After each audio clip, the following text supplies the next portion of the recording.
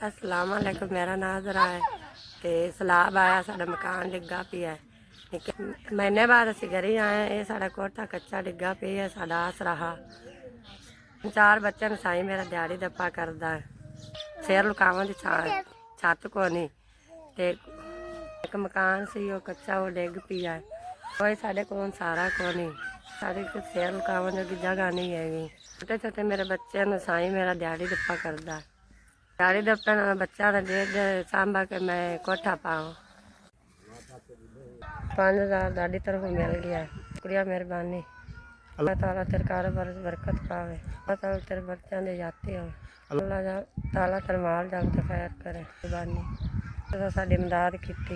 अल्लाह ताला दाड़ी लम्मे जाती करे, दाड़ कारोबार बरकत पावे।